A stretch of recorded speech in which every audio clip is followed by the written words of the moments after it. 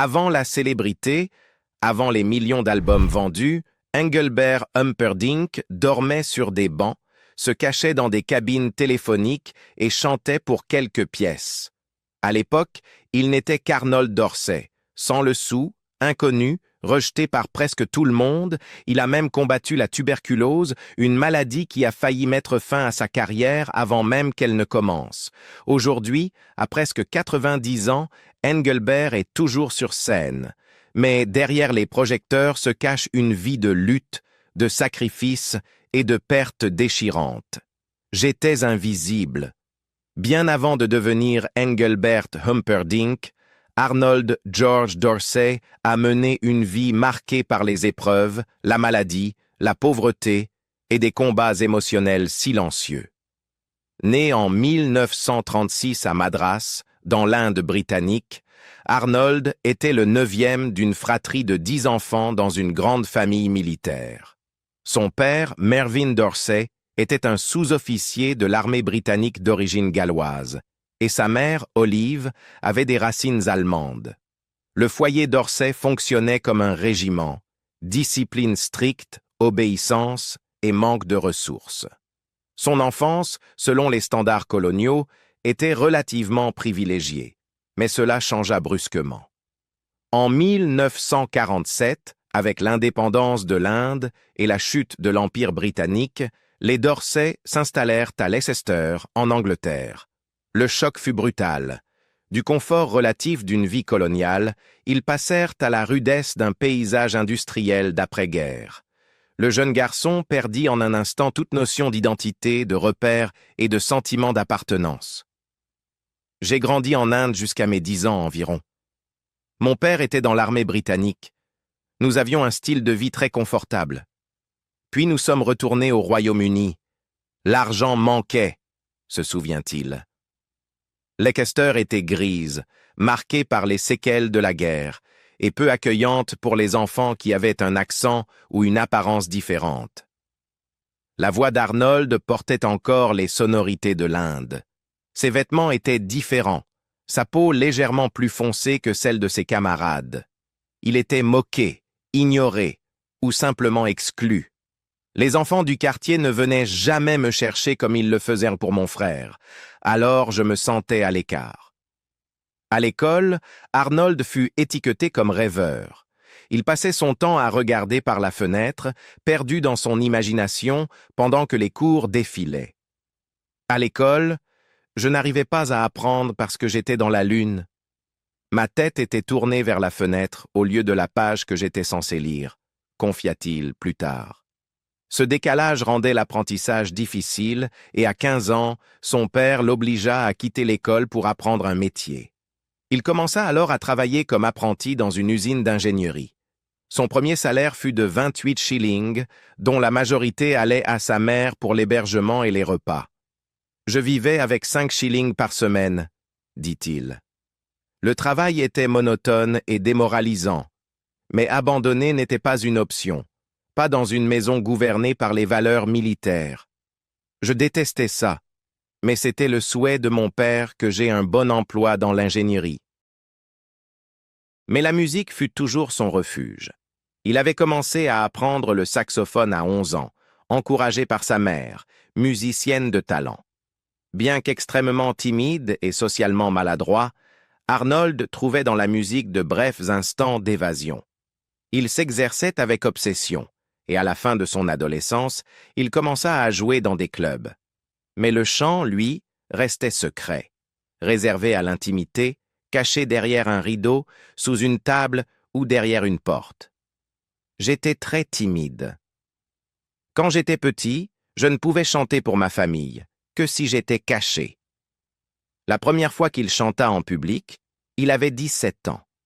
Une pinte de bière lui donna le courage nécessaire pour affronter une scène.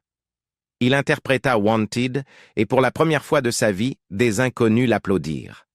Il ne faisait jamais ça quand je jouais du saxophone, se souvient-il. Ce fut le premier éclat de validation dans une vie jusque-là marquée par l'invisibilité. Mais cela ne changea pas encore son destin. Il adopta le nom de scène Jerry Dorsey, ses amis disant qu'il ressemblait à Jerry Lewis. et se produisit dans des clubs ouvriers. Pourtant, pendant près d'une décennie, il resta enfermé dans l'obscurité. En 1959, il sortit son premier single chez Decca Records, Crazy Bells, qui passa inaperçu malgré des passages à la télévision dans Oh Boy. Il rejoignit Parlophone la même année, mais son second titre ne parvint pas non plus à percer. Cette même année, il participa à The Big Beat Show, une tournée itinérante avec d'autres artistes en difficulté. Le salaire était bas, le travail épuisant, et la reconnaissance toujours absente. Puis vint le coup le plus dur. En 1961, alors qu'il commençait à faire son chemin dans l'industrie, Arnold contracta la tuberculose. Il avait 25 ans et venait de gagner assez d'argent grâce à la télévision pour acheter une maison à ses parents. Soudain, il se retrouva alité, incapable de respirer correctement, incertain de pouvoir chanter un jour à nouveau. Il passa 9 mois à l'hôpital, regardant s'effondrer tout ce qu'il avait construit. J'ai dû abandonner la maison que j'avais achetée pour mes parents. Je ne pouvais plus payer l'hypothèque, raconta-t-il. C'était douloureux. Il fut contraint de s'endetter et parfois dut emprunter simplement pour survivre. J'étais si pauvre que je ne pouvais presque plus payer de loyer. J'avais beaucoup de dettes fiscales. Après avoir survécu à la tuberculose, il retourna sur scène, mais il devait repartir de zéro. Il avait perdu son élan, sa sécurité financière et sa fragile confiance. Il chantait dans des clubs presque vides pour peu ou pas d'argent, tout en luttant contre une anxiété paralysante. J'étais déterminé à devenir chanteur, mais mes nerfs étaient très fragiles, admit-il. Il y avait toujours cette peur que si je faisais une erreur, je serais puni. En toile de fond, sa famille, grande et fière, ne comprenait pas toujours ses rêves. Son père, qui rêvait d'un fils avec un métier stable, fut déçu lorsqu'Arnold abandonna l'ingénierie. Ça l'a un peu contrarié, dira plus tard Humperdinck, mais cela ne l'arrêta pas. Je voulais faire quelque chose de ma vie.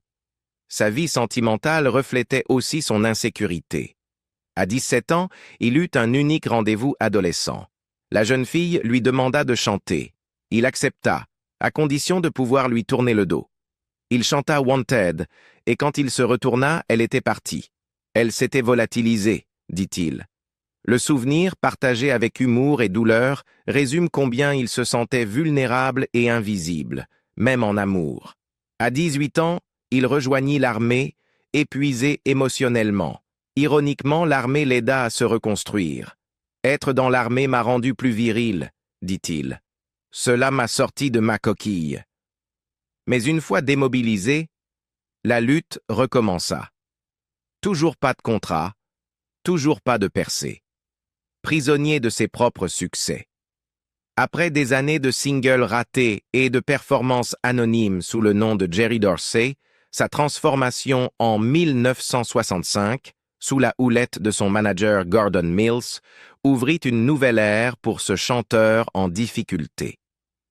Mills, cherchant à relancer la carrière de plusieurs jeunes artistes, attribua à chacun un nom de scène audacieux. Aux côtés de Tom Jones et Gilbert O'Sullivan, Dorsey devint Engelbert Humperdinck, empruntant le nom à un compositeur d'opéra allemand du XIXe siècle. Ce pseudonyme étonnant s'avéra étonnamment efficace. Le tournant décisif survint en 1967 avec la sortie de Release Me, un titre resté sur les étagères pendant des mois. Après une apparition télévisée inattendue au London Palladium, la chanson explosa en popularité, atteignant jusqu'à 85 000 exemplaires vendus par jour à son apogée. Son succès fut tel qu'il empêcha Strawberry Fields Forever, Penny Lane des Beatles d'atteindre la première place des charts britanniques, un exploit rarissime. Le single resta 56 semaines dans le top 50 britannique et atteignit la 4e place du Billboard américain, son plus haut classement aux États-Unis à ce jour. Ce n'était pas seulement un hit, c'était un moment culturel qui propulsa Humperdinck sur la scène mondiale. Mais cette ascension ne se fit pas sans difficulté. Même après Release Me, il dut faire face au scepticisme. On le catalogua rapidement comme un « crooner », une étiquette qu'il rejeta. « Aucun crooner n'a l'amplitude vocale que j'ai », déclara-t-il fièrement. « Je peux atteindre des notes qu'aucune banque ne pourrait encaisser. » Malgré ses protestations, il fut classé parmi les chanteurs de ballades romantiques, une image qui lui valut une immense popularité, notamment auprès des femmes, mais limita sa reconnaissance critique. Dans la foulée de Release Me, Humperdinck enchaîna les succès avec There Goes My Everything, The Last Waltz et A Man Without Love. Ces albums de cette période, The Last Waltz, A Man Without Love et Engelbert, se vendirent à des millions d'exemplaires, consolidant sa réputation comme l'un des plus grands ambassadeurs de la pop britannique. Pourtant, la presse spécialisée lui offrait rarement le respect réservé à ses homologues rock. Son attrait grand public et son image lisse à la télévision lui valurent un certain mépris des critiques. Dans les années 1970, il bâtit une base de fans mondiale grâce à des tournées intensives et de fréquentes apparitions télévisées. Il se produisit en tête d'affiche à Las Vegas et anima The Engelbert Humperdinck Show, partageant la scène avec des stars comme Ray Charles, Dusty Springfield et Tony Bennett. Ses résidences au Riviera Hotel de Las Vegas devinrent emblématiques de sa carrière, attirant des milliers de spectateurs chaque soir. Il connut aussi le succès avec After the Lovin', qui lui valut une nomination aux Grammy Awards et un disque d'or aux États-Unis. Son single le plus populaire des années 1970. Produit dans le style du Philadelphia Sound, ce titre montra que Humperdinck savait évoluer avec son époque, tout en restant fidèle à la romance classique. Durant les années 1980 et 1990, sa production musicale resta constante, même si elle attirait moins les projecteurs. Il enregistra sans relâche, atteignant plus de 200 concerts par an à son apogée. Il fit aussi des apparitions dans les séries The Love Boat et Fantasy Island, adoptant une image plus légère et divertissante. Il sortit plusieurs albums pour divers marchés, incluant des versions en allemand et des duos. En 1989, il reçut une étoile sur le Hollywood Walk of Fame et un Golden Globe en tant qu'artiste de l'année. Les années 2000 marquèrent un regain d'intérêt pour Humperdinck. Sa compilation Engelbert at His Very Best le ramena dans le top 5 au Royaume-Uni. En 2014, il lança Engelbert Calling, un album de duo avec Elton John, Willie Nelson, Olivia Newton-John, Gene Simmons, entre autres. Ce retour dans les médias traditionnels fut accompagné d'interventions à la radio et à la télévision. L'album fut salué pour sa production et mit en lumière la capacité de Humperdinck à collaborer à travers les générations et les styles musicaux. En 2012, à l'âge de 76 ans, il fut choisi pour représenter le Royaume-Uni à l'Eurovision avec la chanson « Love Will Set You Free ». Malgré de grands espoirs, il termina avant-dernier, un résultat décevant qui ne reflétait pas son talent, mais soulignait les difficultés à rester pertinent dans un paysage pop en constante évolution. Même si ses succès dans les charts devenaient plus rares, Humperdinck continua à sortir de nouveaux albums. En 2017, il dédia The Man I Want to Be à son épouse Patricia, atteinte de la maladie d'Alzheimer. La musique est l'une des seules choses qui aident vraiment les personnes dans cet état, expliqua-t-il. L'album contenait des reprises modernes comme Photograph d'Ed Sheeran et Just the Way You Are de Bruno Mars, révélant une facette plus douce et intime. La résilience du chanteur se manifeste dans ses projets les plus récents. Il a sorti Réflexions, Sentiments et Regards, des collections d'enregistrements inédits. En 2022, son titre de 1968 A Man Without Love connut une nouvelle vie en étant intégré à la série Moon Knight de Marvel, permettant à une jeune génération de découvrir sa voix. L'année suivante, il enregistra une reprise de I'm Forever Blowing Bubbles pour le film Bullet Train. L'héritage d'Humperdinck repose non seulement sur ses tubes, mais aussi sur son engagement sans faille envers son art. Il s'est produit dans plus de 100 pays, a sorti plus de 80 albums et vendu plus de 140 millions de disques à travers le monde. Ses distinctions, nominations aux Grammy, Golden Globes, honneurs royaux, ne racontent qu'une partie de l'histoire.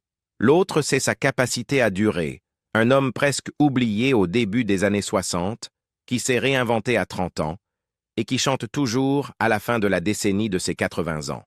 J'ai perdu des fortunes.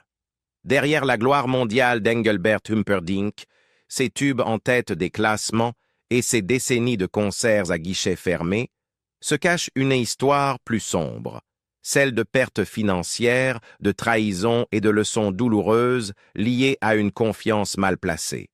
Dans des entretiens sans filtre, Humperdinck est revenu sur la gravité de la situation. Son manager de longue date, en qui il avait une confiance totale, s'est révélé avoir utilisé des millions issus de ses revenus pour rembourser ses propres dettes de jeu. « J'ai perdu des fortunes », a-t-il admis.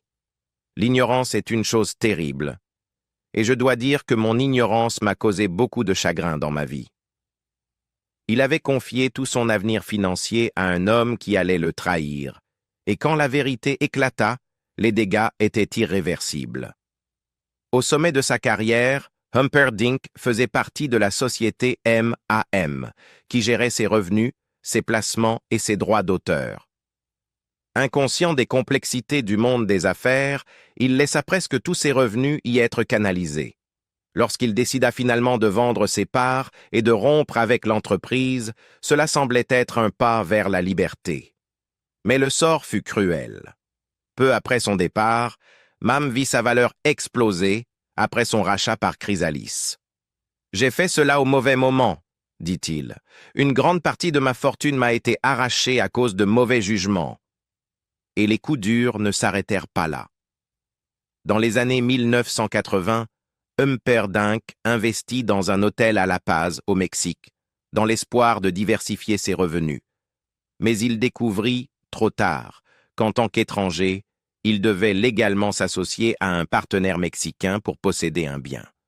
Cet oubli lui fit perdre l'intégralité de l'investissement. « J'ai tout perdu », dit-il simplement, une phrase courte qui masque une douleur profonde. Ces erreurs ne furent pas dues à de l'extravagance ou de l'imprudence. Elles naquirent d'une foi sincère mais naïve, dans le fait que les autres agissaient dans son intérêt. Il déclara un jour « Il y a deux mots ici, show et business. Moi, je fais le show et les gestionnaires s'occupent du business. » Mais cette répartition des rôles, courante chez les artistes, l'avait dangereusement exposé. Il avait placé sa confiance dans des gens qui, selon ses mots, ne comprenaient ni la musique, ni l'industrie, et pire encore, ne le protégeaient pas. Finalement, il reprit le contrôle. Son fils, Scott Dorsey, prit en charge ses affaires, un changement qu'Humperdinck décrit comme un soulagement. « Mon fils ne va pas arnaquer son propre père », dit-il avec calme. Malgré tout ce qui a été perdu, Humperdinck a trouvé un nouveau chemin, soutenu par sa famille et l'amour indéfectible de ses fans. Mais les cicatrices demeurent. « Je ne comprenais pas grand-chose à ce qui se passait quand j'ai eu du succès pour la première fois », confie-t-il. « Et c'est peut-être une des raisons pour lesquelles je ne suis pas un homme meilleur aujourd'hui. » Après des décennies de reconstruction, il ne donne plus 300 concerts par an, mais il tourne encore, il chante encore, il tient bon. Les leçons financières ont été cruelles, mais il a tenu bon. Je suis un guérisseur, mais je n'ai pas pu guérir ma femme. Pour Engelbert Humperdinck, l'amour n'a jamais été qu'un thème musical. C'était le fondement même de sa vie.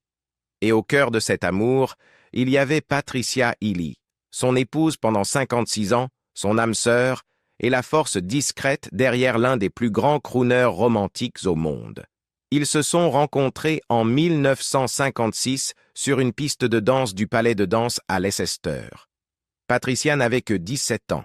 Engelbert, encore connu sous le nom d'Arnold, avait 20 ans et était un chanteur fauché, sans renom ni perspective. J'ai commencé à courtiser à 20 ans celle qui allait devenir ma chère épouse, que j'ai perdue récemment, disait-il, en 2021 après sa mort. Il ne l'a épousée qu'en 1964, non par doute, mais parce qu'il voulait d'abord être en mesure de subvenir à ses besoins. À cette époque, il partageait peu, des rêves, de l'amour et une farouche détermination. Son père avait un jour demandé à Patricia de convaincre Arnold de se trouver un vrai métier. Elle refusa net. « Papa, lui dit-elle, il fera ce qu'il veut. C'est quelqu'un de très têtu.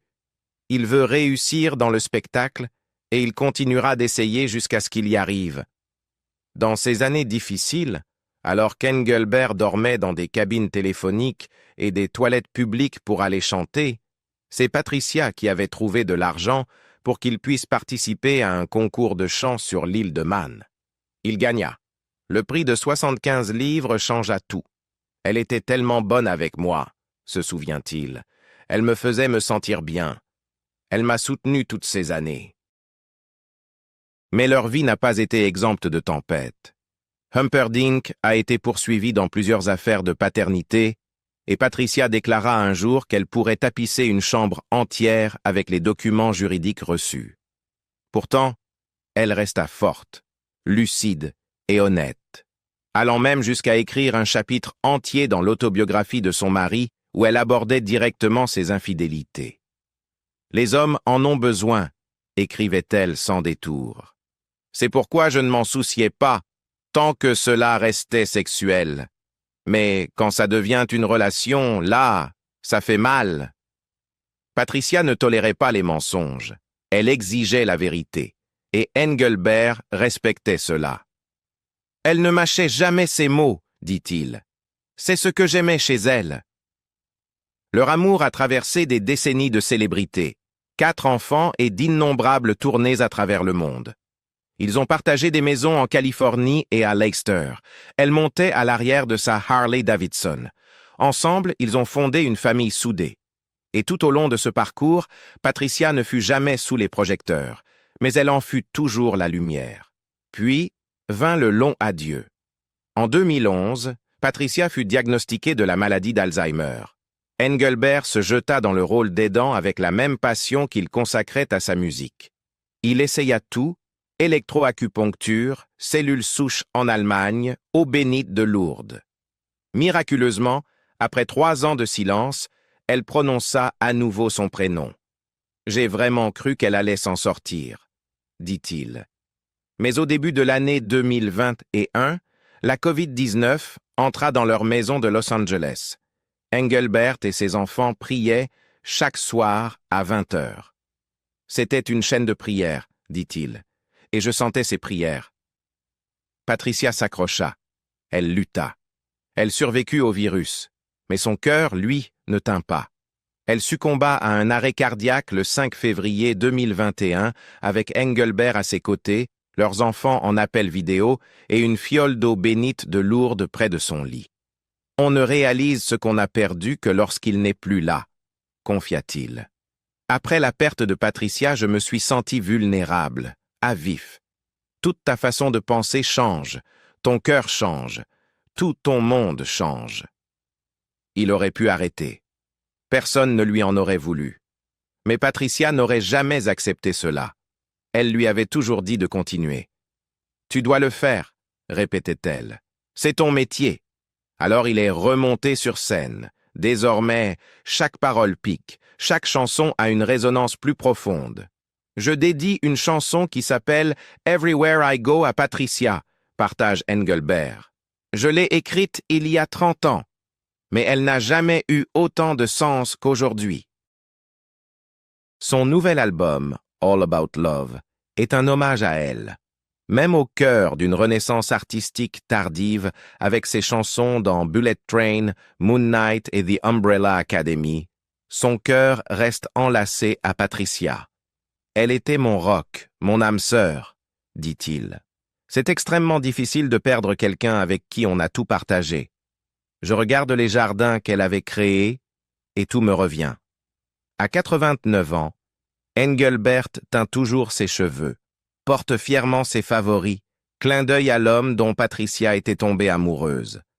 Mais derrière les paillettes du show business, il y a simplement un homme en deuil de la femme qui a marché à ses côtés pendant toute une vie. Et quand il chante aujourd'hui, c'est à elle qu'il chante. Toujours. Elle voudrait que je continue. Derrière chaque homme, il y a une grande femme, dit-il. Et elle était la mienne. Engelbert Humperdinck a aujourd'hui presque 90 ans. Il chante encore, mais la vie sans Patricia a laissé des traces. Son énergie, ses mots, ses chansons, tout porte désormais un autre poids. Et vous, qu'est-ce qui, selon vous, le fait encore tenir? L'amour, l'habitude ou le devoir? Dites-le nous en commentaire. Et si cette histoire vous a touché, mettez un j'aime et abonnez-vous pour découvrir d'autres récits comme celui-ci.